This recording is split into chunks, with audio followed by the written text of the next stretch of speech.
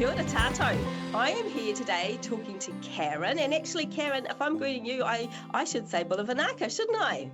That's right, Bula Vinaka Kala. Thank you for joining me, Karen, and I believe it's Lieutenant Karen as of the beginning of this year.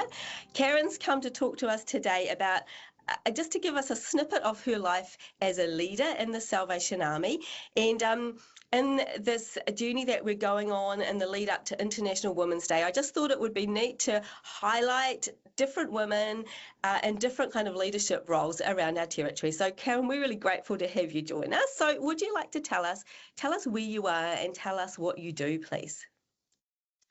Okay, so I am in Suva, Fiji. And as you mentioned, I'm a very new lieutenant and officer of the Salvation Army. And I'm also a manager of our safe house for women who are survivors of domestic violence and human trafficking. Wow, that sounds like a big job and a really important job, a job where you can really make a difference as a leader. Yes.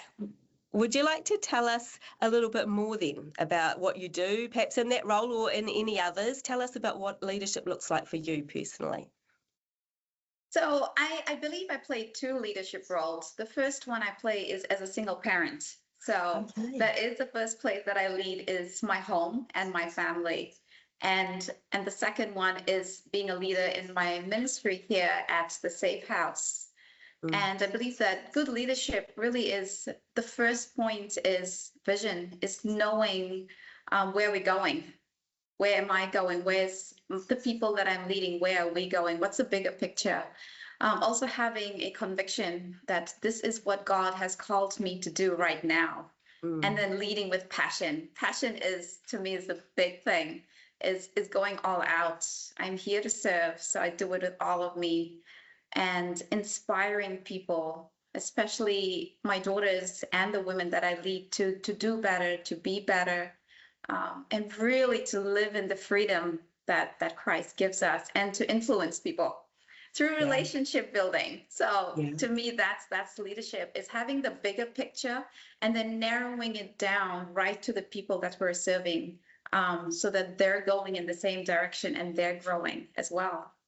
Cool. You've given us lots of really key ideas in there and some key words, vision and passion and conviction and just the idea of relationship, all really important things in making a great leader.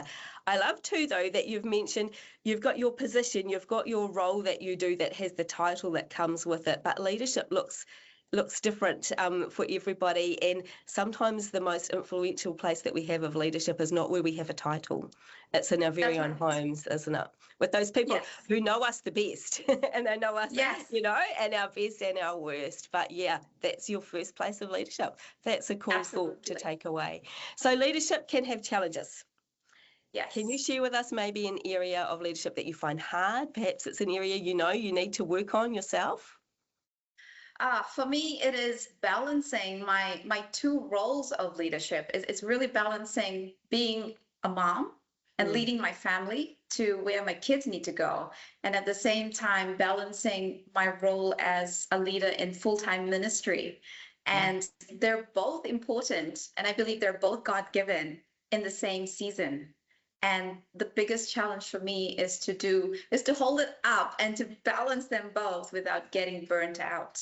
Yes. Yes. Yes. And you hear that often, don't you, of leaders burning out because they haven't managed to balance. But that is a continual tension, and I guess is something to continually bring before God. And he sustains us and he guides us. Yeah, we're going to pray for you going forward as you do that. Thank you. How does your faith play a part in the way that you lead? My faith to me is everything, Carla. So I believe that it's simply, I'm here because God's called me to be here. Even as a single parent, I lead because that's God's calling for me in this season of my life. And I am fully sustained because of God's wisdom and strength. So every morning, it really is going back to God and saying, can you help me to get through the day and to lead the people that you have brought into my life? So this whole leadership for me, whether I'm leading my kids or leading ministry, it's not about me. I'm simply hands and feet. I'm tools. I'm God's tool. And these are God's people, God's daughters, mine, and the women that I lead. These are all God's children. And I am simply tools in God's hands. So my faith is everything in my leadership. And this is really to build God's kingdom. I'm hands and feet. Yeah. Just the tools that he will work through. That's cool. Yeah.